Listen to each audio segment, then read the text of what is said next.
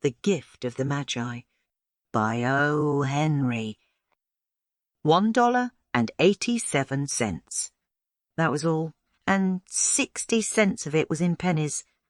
Pennies saved 1 and 2 at a time by bulldozing the grocer and the vegetable man and the butcher until one's cheeks burned with the silent imputation of parsimony that such close dealing implied. 3 times Della counted it. $1.87, and the next day would be Christmas. There was clearly nothing to do but flop down on the shabby little couch and howl. So Della did it, which instigates the moral reflection that life is made up of sobs, sniffles, and smiles, with sniffles predominating.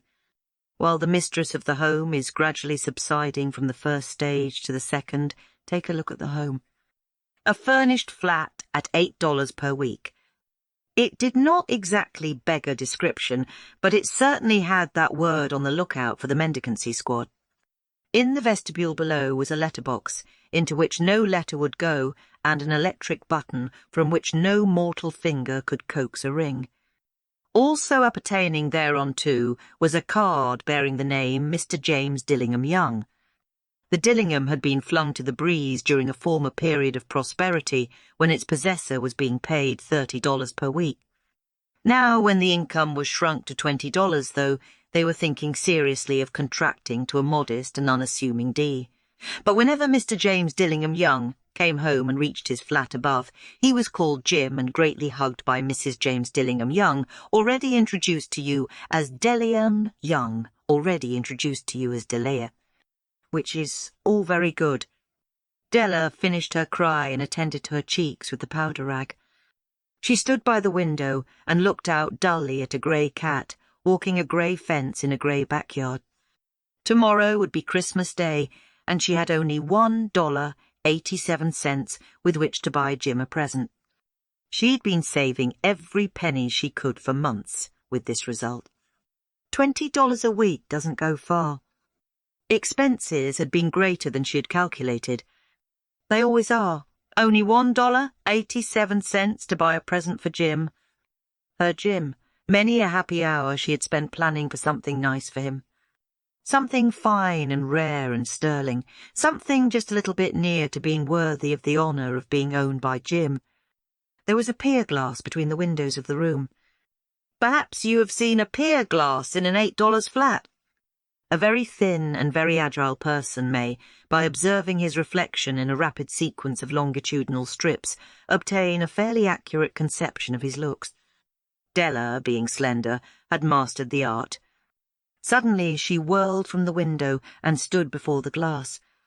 Her eyes were shining brilliantly, but her face had lost its colour within 20 seconds. Rapidly she pulled down her hair and let it fall to its full length.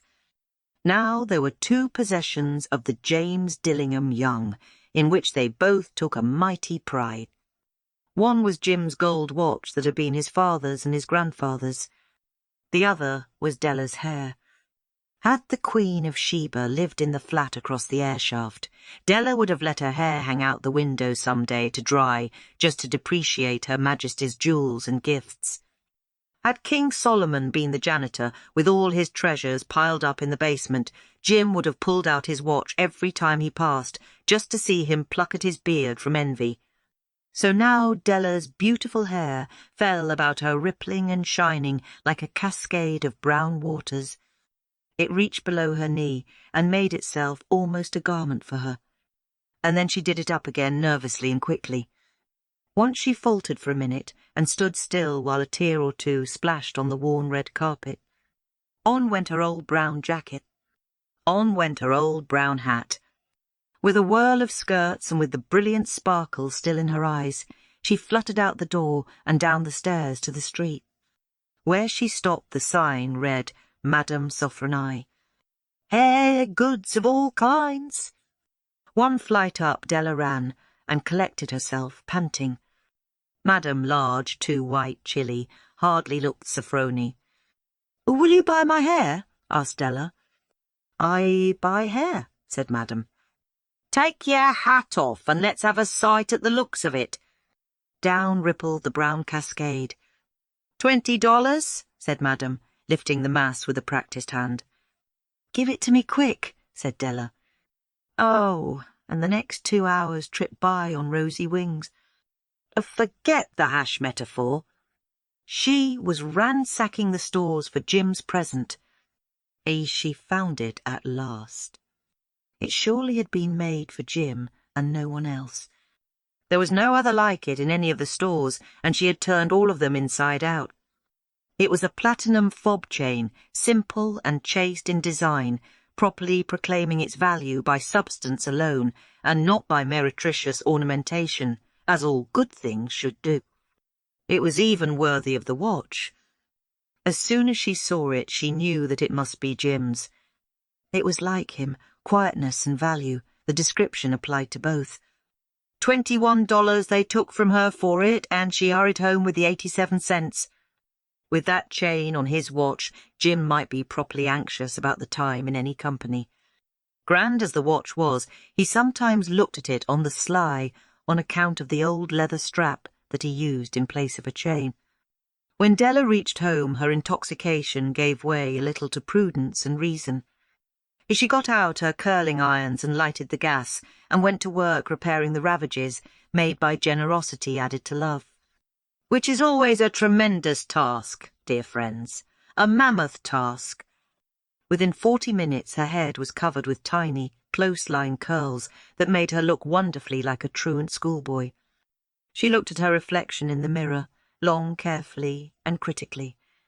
If Jim doesn't kill me, she said to herself before he takes a second look at me, he'll say I look like a Coney Island chorus girl. But what could I do? Oh, what could I do with $1.87?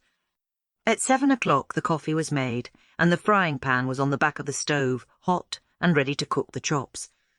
Jim was never late. Della doubled the fob chain in her hand and sat on the corner of the table near the door that he always entered. Then she heard his step on the stair away down on the first flight, and she turned white for just a moment.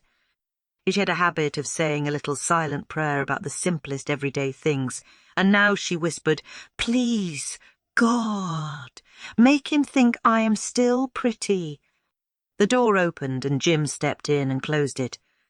He looked thin and very serious. Poor fellow! He was only 22, and to be burdened with a family.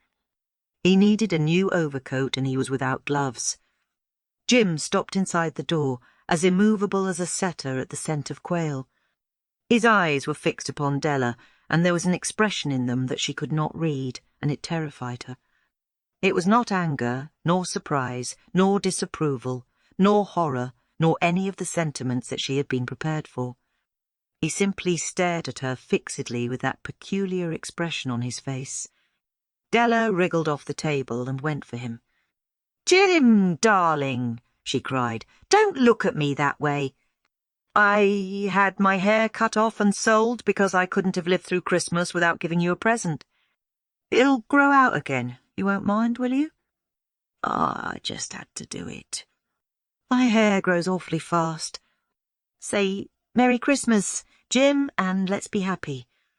You don't know what a beautiful, nice gift I've got for you. "You've cut off your hair?" asked Jim, laboriously, as if he had not arrived at that patent fact yet, even after the hardest mental labour. "Cut it off and sold it," said Della. "Don't you like me just as well, anyhow?" "I'm me without my hair, ain't I?" Jim looked about the room curiously. "You say your hair is gone," he said, with an air almost of idiocy. "You needn't look for it," said Della. "It's sold, I tell you, sold and gone too. It's Christmas Eve, boy. Be good to me, for it went for you. Maybe the hairs of my head were numbered," she went on with sudden serious sweetness, "but nobody could ever count my love for you. Shall I put the chops on, Jim?" Out of his trance, Jim seemed quickly to wake. He enfolded his Della. For 10 seconds, let us regard with discreet scrutiny some inconsequential object in the other direction. $8 a week or $1 million a year. What is the difference? A mathematician or a wit would give you the wrong answer. The Magi brought valuable gifts, but that was not among them. This dark assertion will be illuminated later on. Jim drew a package from his overcoat pocket and threw it upon the table. "Don't make any mistake, Dell," he said, "about me. I don't think there's anything in the way of a haircut or a shave or a shampoo that could make me like my girl any less. But if you'll unwrap that package, you may see why you had me going a while at first." White fingers and nimble tore at the string and paper. And then an ecstatic scream of joy. And then, alas, a quick feminine change to hysterical tears and wails, necessitating the immediate employment of all the comforting powers of the lord of the flat. For there lay the combs, the set of combs, side and back, that Della had worshipped long in a Broadway window. Beautiful combs, pure tortoiseshell, with jewelled rims, just the shade to wear in the beautiful vanished hair. They were expensive combs, she knew, and her heart had simply craved and yearned over them without the least hope of possession. And now they were hers, but the tresses that should have adorned the coveted adornments were gone. But she hugged them to her bosom, and at length she was able to look up with dim eyes and a smile and say, "My hair grows so fast, Jim!" And then Della leapt up like a little singed cat and cried, "Oh, oh!" Jim had not yet seen his beautiful present. She held it out to him eagerly upon her open palm. The dull, precious metal seemed to flash with a reflection of her bright and ardent spirit. "Isn't it a dandy, Jim? I hunted all over town to find it. You'll have to look at the time 100 times a day now. Give me your watch. I want to see how it looks on it." Instead of obeying, Jim tumbled down on the couch and put his hands under the back of his head and smiled. "Dell," said he, "let's put our Christmas presents away and keep 'em a while. They're too nice to use just at present. I sold the watch to get the money to buy your combs, and now suppose you put the chops on." The Magi, as you know, were wise men, wonderfully wise men, who brought gifts to the babe in the manger. They invented the art of giving Christmas presents. Being wise, their gifts were no doubt wise ones, possibly bearing the privilege of exchange in case of duplication. Here I have lamely related to you the uneventful chronicle of two foolish children in a flat who most unwisely sacrificed for each other the greatest treasures of their house. But in a last word to the wise of these days, let it be said that of all who give gifts, these two were the wisest. Of all who give and receive gifts, such as they are wisest. Everywhere they are wisest. They are the Magi.